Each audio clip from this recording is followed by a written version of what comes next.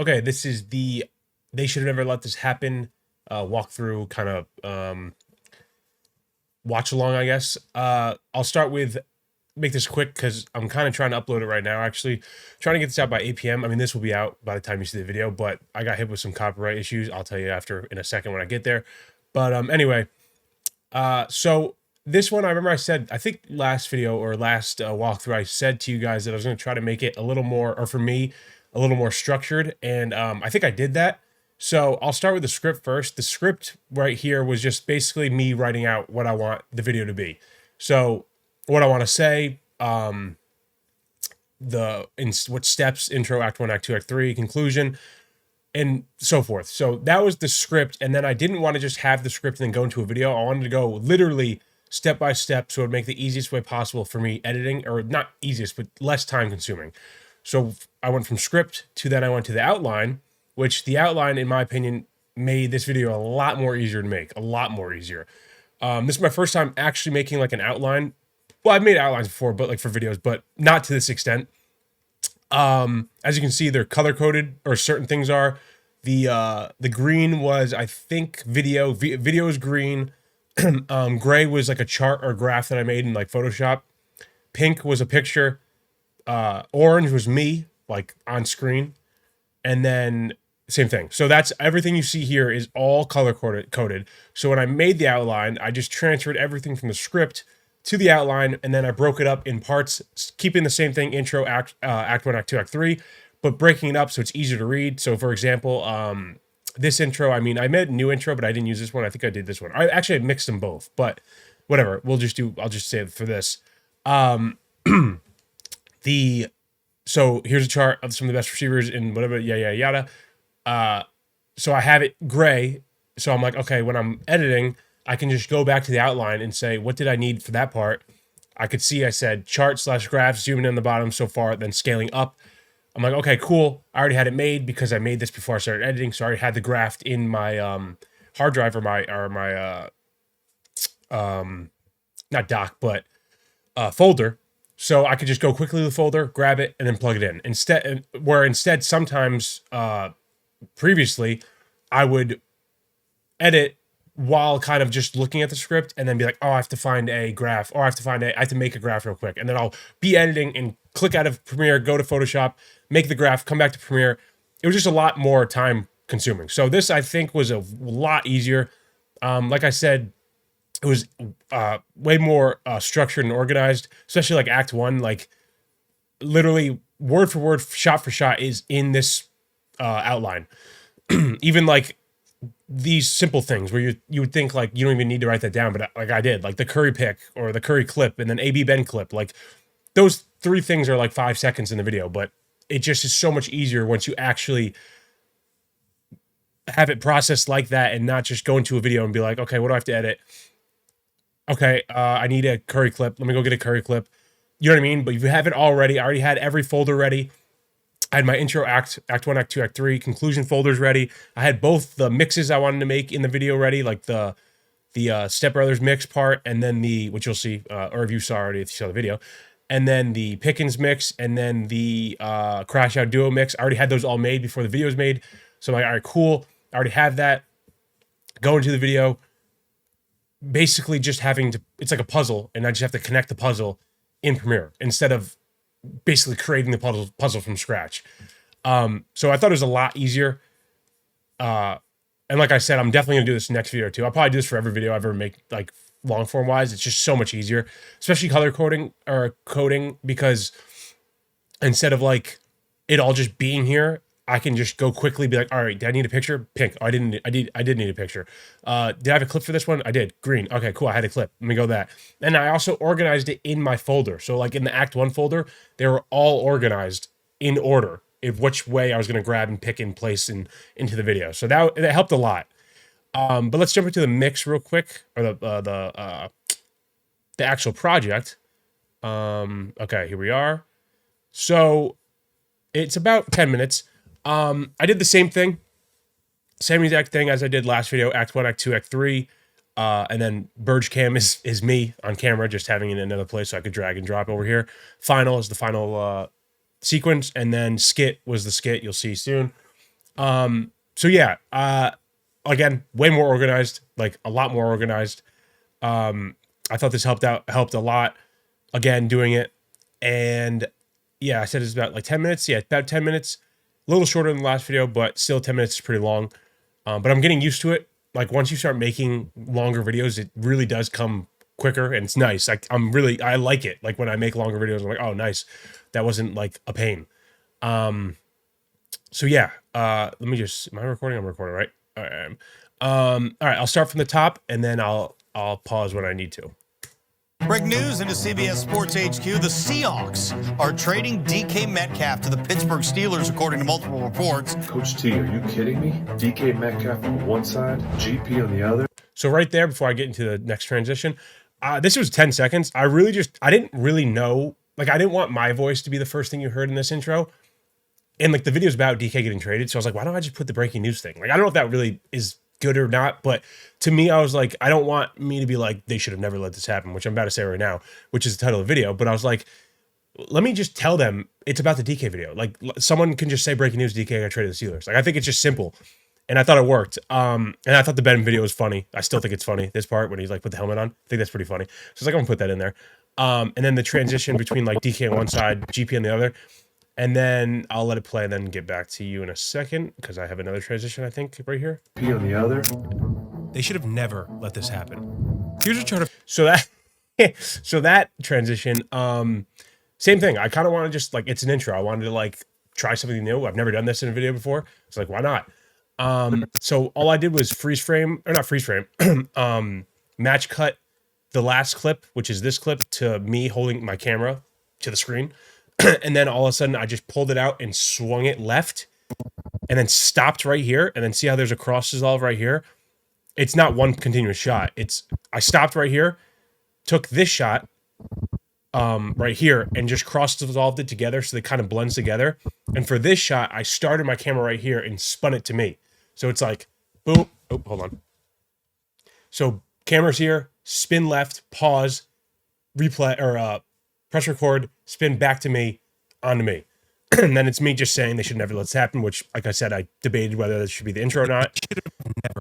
And then same thing for the next clip. It's cross dissolve, same exact thing. I spun it back right, pause, spun it back right to the screen, and then match cut it into the graph. Here's a chart of some of the best receivers in football that have committed an unsportsmanlike conduct penalty from the year 2022 and beyond. And they are listed from least amount of unsportsmanlike conduct penalties committed to the most. Now, so for this part, I mean, it's obvious what's happening right now. So I'll pause and talk over it. I was gonna, at first, I think, I debated whether, at first the graph didn't look like this. It was like a graph. And I was like, that just looks so weird. Then I cut the graph, or I fixed the graph to this. Then I had it as, they didn't pop up. They were just there. And you're just looking at them the whole time for like 30 seconds. I was like, that's so boring. Let me like at least pop them up. And then I also had a thought of, should I just say the names and not just like talk behind it? But then I was like, well, they're popping up anyways. People see the names. I don't have to say the names. So then what I finally got to was me just talking about like all the receivers that are obviously players have racked up a good amount of unsportsmanlike. Basically just saying like players have racked up a good amount of unsportsmanlike conduct penalties. And like, these are all the players that I collected data for. But yeah, that could have went a lot of different ways, but I'm pretty happy I landed on this. And then the music cuts when it gets to GP.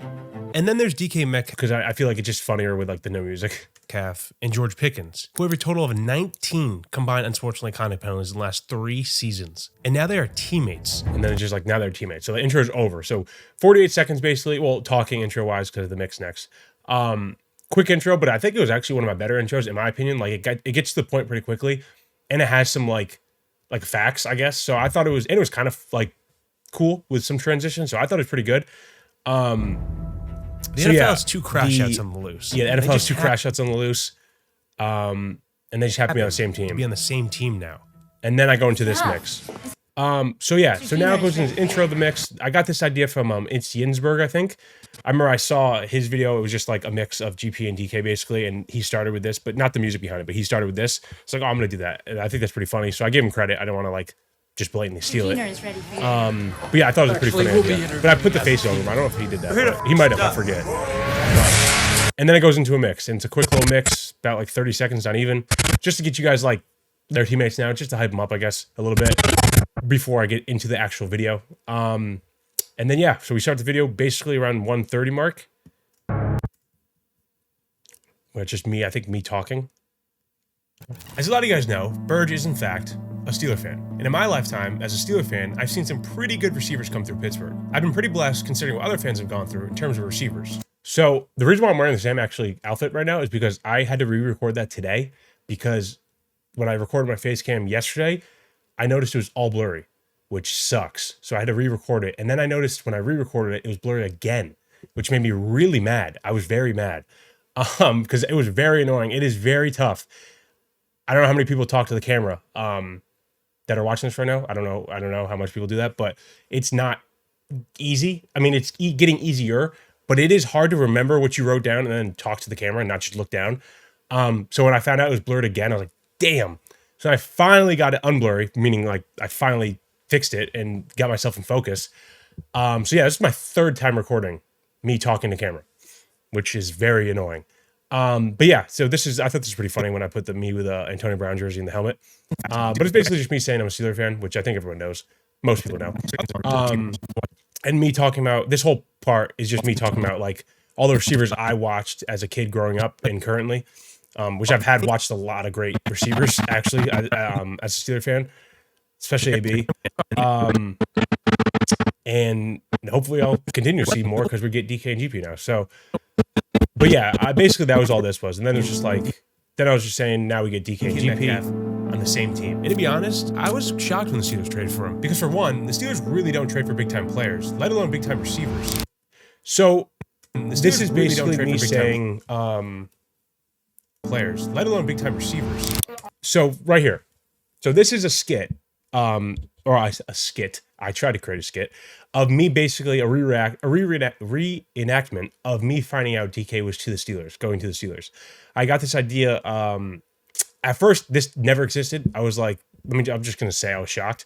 And then I was like, well, why don't I make something like funny out of it and like try to do like a video or something, like a mini skit. So that's how this came about. And it's basically me on the phone, which this actually happened, not me on the phone, but I was literally editing the Devontae video when it happened. So the phone is obviously scripted. But this part, so I'm going to let it play through. Hold that thought, I'm gonna call you back. Oh, Lord.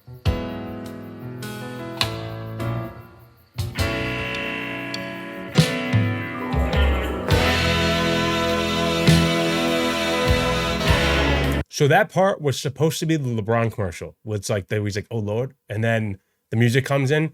Right when I uploaded it, about an hour ago, it got copyrighted. I was devastated. I can't even explain to you how devastated I was. I thought that idea in my head was so funny with the LeBron sound. And when it got copyrighted, I was like, damn. Like, I was very mad. That sucked. Actually, I was more sad than mad.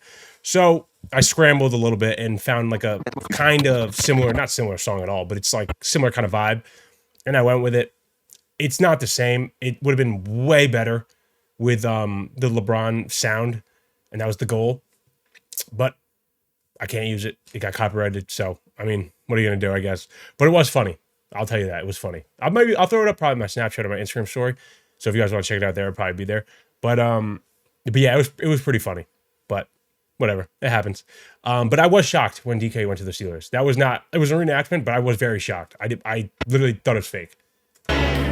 And two, the Steelers weren't really a destination for DK at first from what he said. Supposedly, DK wanted to play somewhere warm, where the team had a quarterback, and it was in win-now mode. Really don't check any of those boxes. Teams like the Chargers, Texans. So this part, I'm basically just talking about how, like, it didn't make any sense. I don't know. But money does talk. But then money does talk, and he got paid. And DK signed a new 5-year, $150 million deal with the Steelers, the largest deal in Pittsburgh Steelers history. But I do think this trade works out well for all parties involved. Steelers finally get another high-quality receiver, DK gets paid, and a rebuilding Seahawks team gets a second-round pick. Steelers may not be in win-now mode, but adding DK Metcalf to a receiver room that already has an up-and-coming George Pickens, it might just put them in that category. Which is true, because they're currently also might get Aaron Rodgers, which is weird, but who knows? But, I mean, it sounds like they're in win-now mode. I thought they were trying to rebuild. But how good will this duo actually be? We've seen so this is me basically going to the next part of the video of they're a duo, but how good can they be? I mean, whoever wants to know. And I'm basically just explaining how, like, once a receiver gets another receiver as good as DK, their game usually goes up a notch because it takes the pressure off them, gives them more one-on-one opportunities, which it will.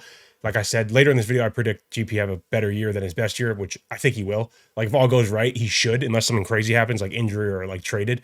But he should have a good year, like a really good year. 1/2 gets taken away from them. So I'm basically just going over the duos. What did I say here? I forget what I say here.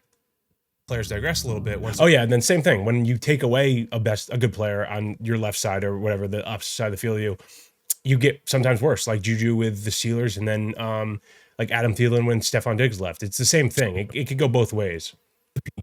DK is a little unique because GP. And then I said, well, with this one though, it is a little unique because usually it's a wide receiver 1 and wide receiver 2. In this case, DK and GP are both receiver 1s right now, so they're both receiver 1s on the same team. It's not just a DK gets a good wide receiver 2; he gets a wide receiver 1, which is very. It doesn't happen that often. I mean, the Bengals kind of have it with T. Higgins. He's basically receiver 1, but it doesn't happen on most teams. That's basically this whole part right here. I thought this was funny. Hold on. Upcoming offense, who already technically has a number 1 with a Hall of Fame quarterback. I was gonna put Aaron Rodgers there because I think he's gonna go to the Steelers, but if he doesn't, who cares? We have Mason. That was kind of a joke, and that was joking. He's a Hall of Fame quarterback. He's not, obviously, but it was kind of like I was gonna put Rodgers there. It's like I'll put Mason there because just in case Rodgers doesn't sign, it's even funnier, in my opinion. In another year of the same OC coming back. Remember how I said once you had an elite playmaker on the other side of the field, it's harder. So this is basically what I just said to you right now, and how like DK and GP are both like 6'3", 200 pounds. Like they're huge receivers basically, and you have to guard both of them. Actually, be seeing 2 break, and then basically me saying they're both probably going to break out 1,303 yards because DK's best year was 2020, and his wide receiver 2 is Tyler Lockett, which is no knock on Tyler Lockett. He was great, but GP. Then this is where I'm basically getting to. Now imagine that wide receiver 2 being George Pickens. Like imagine that wide receiver 2 being George Pickens going into his prime with hopefully a Hall of Fame quarterback. Not bad. I mean, I know DK had a Hall of Fame quarterback as well, but it just play style wise, I think it helps them both out because they're both deep ball receivers. They're both huge. They're both hard to cover, obviously. So I think it's basically just saying like they're both gonna have really good years. In long story short. Being called NFL. And then there's just a mix. Probably should turn that one down. Well, so basically, quick mix being like, imagine him being the receiver. Pickens' best season so far. So then it goes back to what I just said. Pickens' best year is 2023. Number 1 next to him. He basically. Oh yeah, and then I said the Burge math thing. Yeah, it's just basically me guessing. Burge math. I predict that GP will exceed his best year so far in this upcoming season, having 20 more catches. Which I do actually agree with this. I do think this will happen. I think he probably gets around 10 touchdowns, probably 1,300, 1,400 yards and 80 catches. That's not crazy. I don't think that's crazy at all to like say that. 5 more touchdowns. Comparing it to Carter and Randy Moss, because this was Carter's best year technically with Randy Moss's best year. I was going off Randy Moss's best year because technically GP is a receiver 2. So I didn't want to go off Carter's best year because it wouldn't make any sense because I'm comparing Carter's receiver 1 to GP's receiver 2. So I just did their best receiver, Carter's best year. That was also Randy Moss's best year, which was 2000. And then GP beats him in 2 major categories. So hey, you never know. So that's why I say it might be a historically duo. But then I was like, well, there's just a couple problems. There's a couple problems. They fight a lot. And then this is just an ad for this, what you're watching right now. But yeah, then it goes into the fight mix. I thought this was funny. I didn't have this at first. At first, it was gonna be like a regular style video for me, and then I saw this or found this song. I was like, I think this would be pretty funny if I make it like an old style mix or a video, like like the 1940s. And I went with that. Basically, them just fighting and doing stuff. And then it goes into some memes. DK and GP have already been nicknamed the. Him when he had the open F and O's on his face. DK slamming Fred Warner and staring him in his eyes, and then basically just saying how many flat unsportsmanlike conduct penalties they've had, which was 10 for GP and 17 for DK. And then I think I'm on the screen right here talking about something. The problem is they usually get into Oh yeah, the problem is they're usually on getting altercations every game, literally every game. GP got an altercation probably every game last year, healthy, and DK is usually the same way. It's gonna be. I'm telling you, dude. I really hope they stay together for at least a year because it's gonna be so interesting to watch them like on the field together. And on top of that, playing And then they're also playing the AFC North. a lot more interesting. But unfortunately, we might even get to see it. But then I say we might not even get to see it because this whole section is basically saying Steelers might trade GP because now they actually have a receiver one. They're not the Bengals. They're not going to pay GP and DK. They're not. I'm telling you, they're not. I've been a Steeler fan my whole life. They will not. I promise you, they will not. So GP is either getting traded or he's getting let go in a year. That's a fact. It's just going to happen. What I think is going to happen, he probably won't get traded. He'll probably play this year and then he'll probably just walk. Steelers will not pay him. I hope he doesn't get traded. I think he might be getting traded, like talks of getting traded, but I don't think it will happen. But I think there's talks around him. Because like I said, Steelers are pretty good at drafting receivers historically. And there's some receivers in this draft they probably could get in the second, third round. So if they traded GP for a second or third round pick, probably third round pick, they could probably get a receiver in that round and replace GP. Like I said, I doubt they'll do it. They'll probably just stick it out and ride with him for 1 year, but I don't think they'll sign him back. So I think regardless, we're getting only 1 year of them together. So let's make the most of it. But hopefully we get at least 1 year. And that's basically this whole section. Until I think when I say like, hold on. And the Steelers now have two. Oh yeah, that's number basically one saying like, please don't let this happen. Like if he gets traded, it would be very sad before the season. Like I need to see them at least play games together just to see what they can do together and see if I was right. I need to see how this plays out. I need to see how good this So it's duo basically me saying how like good the duo could be, how menacing the duo could be, literally.